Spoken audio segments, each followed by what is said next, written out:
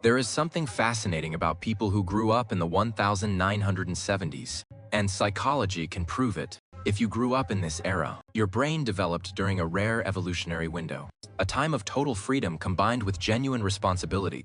And here is what is interesting. Most people who grew up in the 70s look at our current generation and just laugh, not in a mean way, but because they know something the rest of us don't.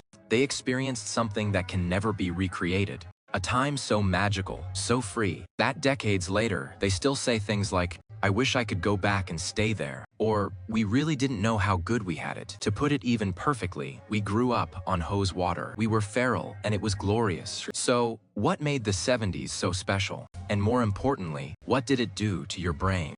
That makes you different today. The first trait is what researchers call self-directed problem solving. And it started with one phrase every 70s kid remembers: go find something to do. Or I'll find something for you to do. You knew exactly what that meant. If you dared say you were bored, suddenly you were folding clothes or sweeping floors. So you learned fast. Figure it out yourself. Studies on unstructured childhood show that children who had to create their own entertainment developed significantly stronger executive function and creativity. You weren't handed activities. You weren't scheduled. You had to invent your entire day from nothing. This is why you devoured books, explored on your bike for hours, or spent entire afternoons in the woods building forts. You can say to yourself, "I was never bored. I devoured books or explored on my bike. Loved my independence." Your brain learns something modern childhoods skip entirely: how to generate purpose from emptiness. Now that explains your creativity, but it doesn't explain why you seem almost supernaturally calm in chaos.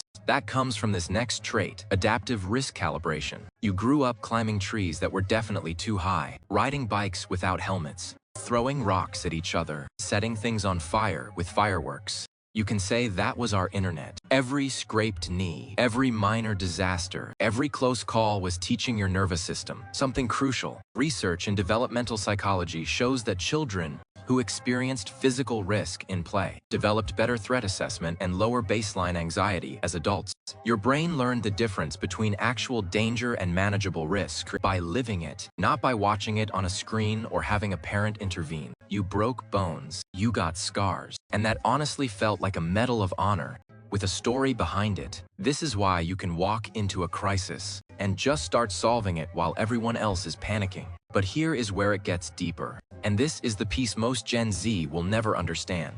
You carry what researchers call comfortable solitude capacity. You spent hours in your room listening to music. You laid on the grass just talking to friends. You explored alone, not because you were lonely, but because there was no screen demanding your attention every 3 seconds. Studies on pre-digital childhood found that people who grew up before constant connectivity show significantly less anxiety when alone with their thoughts. In fact, recent research had participants choose mild electric shocks over sitting quietly for 15 minutes. You'd probably find that ridiculous. You learned early that boredom isn't an emergency. At that time, you know you can never get bored as a kid. Your brain never developed the addiction to constant stimulation. That defines modern life. This is why you can wait in long lines without losing your mind.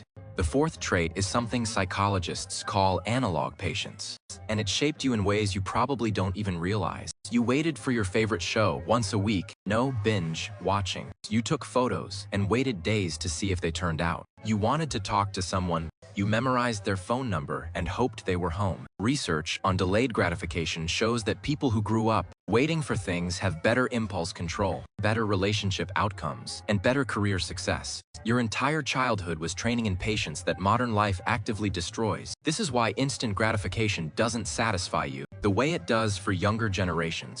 And here is the trait that ties everything together. You have what I call unsupervised autonomy wiring. At 8 years old, you left the house in the morning, and your parents' only rule was be back before the streetlights come on. Nobody knew where you were. Nobody tracked your location. You rode your bike to creeks a mile out of town.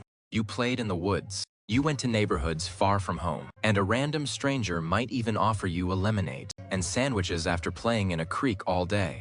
But today, that would result in police calls. Back then, it was normal. Research on childhood independence shows that children who had freedom of movement without constant supervision developed stronger internal motivation and decision-making skills. You had to assess situations, make judgment calls, and deal with consequences yourself. Your parents weren't your friends. They were the authority, and they trusted you to be competent. This is why you can plan, adapt, and think critically. Without external guidance, every time you look at today's world and feel out of place, remember this: you're not outdated. You're carrying forward capabilities that are going extinct. The independence that looks like coldness, that is competence. The comfort with silence that looks like antisocial behavior, that is depth. The ability to wait, that looks like apathy, that is discipline. You survived a childhood that would get parents arrested today, and it didn't damage you, it built you. Most people will say, "I feel honored to have been able to grow up this way," or "We lived through the best decade to be a kid." And they're right. For a brief moment in human history, childhood was both completely free and genuinely formative. You got to experience something that doesn't exist anymore. A world where kids were civilized and feral at the same time. Drop a comment if you are a 70s kid and who thinks it was the best era to grow up. And if you love research-based content like this, that validates who you really are. Hit subscribe because we're just getting started.